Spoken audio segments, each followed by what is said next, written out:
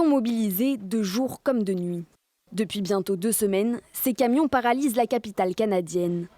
Un mouvement baptisé à l'origine Convoi de la liberté et initié par les routiers pour protester contre l'obligation vaccinale qui leur est imposée pour franchir la frontière avec les États-Unis. Mais il s'est depuis transformé en une contestation plus vaste contre les mesures sanitaires et le gouvernement de Justin Trudeau.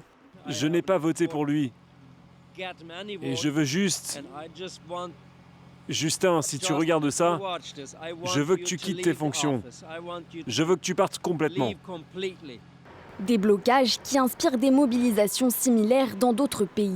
En Nouvelle-Zélande, des centaines de camping-cars et de camions se sont rassemblés mardi devant le Parlement pour protester contre l'imposition du vaccin à certaines professions et pour se rendre dans les lieux publics. Je pense que cela a inspiré beaucoup de Néo-Zélandais à sortir et à agir. Parce que si les gens restent assis et ne disent rien, personne n'entendra notre voix. La police a tenté jeudi de disperser ces manifestants. 120 personnes ont été arrêtées. En France, plusieurs convois d'opposants au pass vaccinal sont partis mercredi du sud du pays, comme ici dans les Landes, avec l'objectif de bloquer la capitale ce week-end avant de rallier Bruxelles. On est en train de soutenir le convoi des libertés.